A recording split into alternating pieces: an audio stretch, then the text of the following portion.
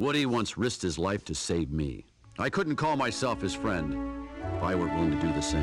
The first Toy Story game to get a full release on the PS1, not including ports of course, was Toy Story 2 Buzz Lightyear to the Rescue. Releasing in 1999, selling over 3 million copies, this game exploded onto the gaming universe. The game takes place in Andy's house, of course. He plays Buzz, starting off in the famous bedroom, have the ability to explore the entire house, attic, basement, and backyard included. You can interact with loads of characters from the movies, all with their original voices from the movies, getting extra optional tasks from them on top of the main story, which is to save Woody from the clutches of evil AI. This game seems to have predicted the future. From robot boss fights in the attic that were a lot more challenging than I expected, to racing a toy car in the garage, the level design in every room was epic. So many things to see, explore, do and interact with. Toy Story 2 on PS1 deserves every single piece of success it ever got. Simply put, it was really, really good. Like really good. The game's platform is tight, the controls are responsive, and the varieties of abilities at Buzz's disposal, like his jetpack, keep things fun. But sometimes, you'll find yourself questioning why Buzz Lightyear has the accuracy of a stormtrooper. Or maybe that was just me. But all in all, the gameplay had more variety than a drawer filled with mismatched socks. Still, despite its flaws, Toy Story 2 on the PS1 was one of the better movie-to-game adaptations out there. I'm gonna give it, and I mean this one from the heart, 5 stars. This was so good. Such a great game, and you can still pick it up today and still enjoy it just as much as you did back in the day. A long time ago. We old. Toy Story Racer. Releasing back in 2001 for the PS1. Imagine Mario Kart but with the guys from Toy Story thrown in there. Selling 500,000 copies worldwide. It didn't do quite as well as Toy Story 2, also on the PS1. But still done very well considering its racing niche. First off, the gameplay solid. If a little basic, you're racing through iconic Toy Story locations like your backyard, Pizza Planet, and even the toy store.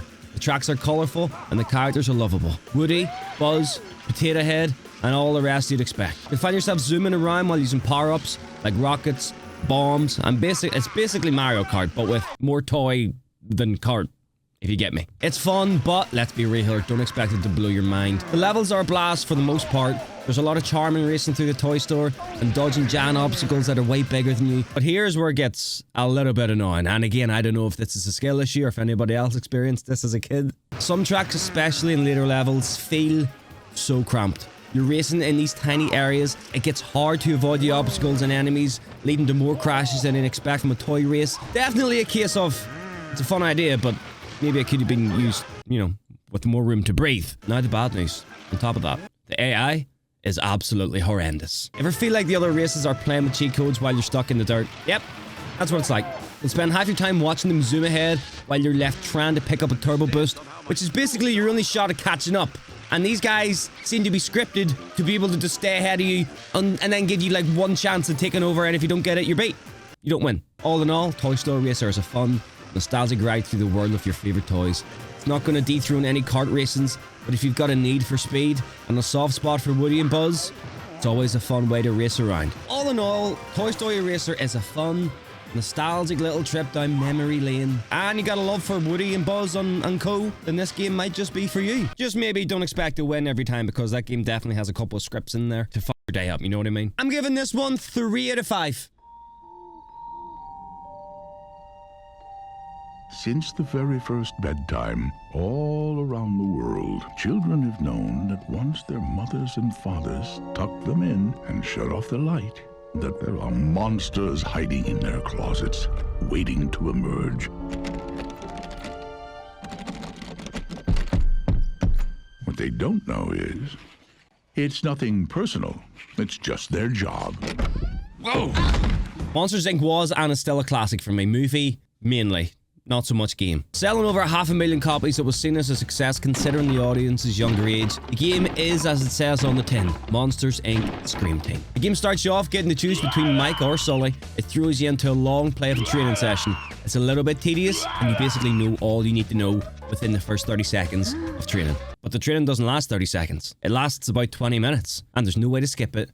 And it's awful. It's a 20-minute tutorial on how to button mash. But once you get out in the big bad world of Monsters Inc. and finish the training, you get to begin your adventure, which is running around in numerous different areas, collecting jars of colourful goo that allow you to build up your scare meter to scare harder enemies. Gameplay wise, it isn't all that great either. There's very little variety. Just collect goo, screaming enemies. Graphics in this one were kinda decent. Not the best looking game for its time, but it done the job. The sound is good though. It has a nice little soundtrack to, help you through the really tedious levels.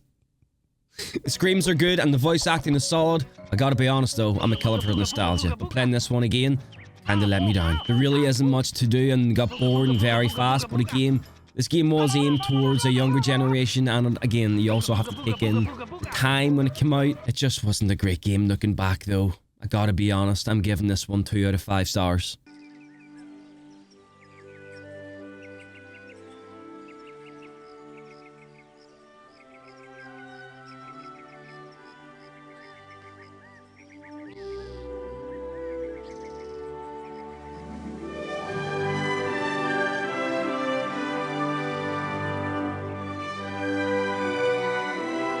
Moving on to this legendary entry, released in 1998. I remember falling in love with this one, simply because I loved the movie so much. It's one of those games that when you play it as an adult, you immediately get brought back to your childhood. It's a great feeling. Now, the game isn't all that great. The idea of the game is to go around gathering up food throughout each level, and the level design is actually decent. Starting off on the ground, moving into the tunnels down below. Some levels are set during the day, some set during the night. There are even certain areas for boss fights, which is always cool. But when we speak graphics, it's always time relevant, right? The game back in the day, I think I remember loving how it looked and especially how it sounded. The different sounds for jumping on things, explosions, berries getting squashed, enemies getting stomped on. It did sound great. They did a real good job with the atmosphere in this one. A bug's life is a good life, and I'm giving this one a solid 3 out of 5 stars.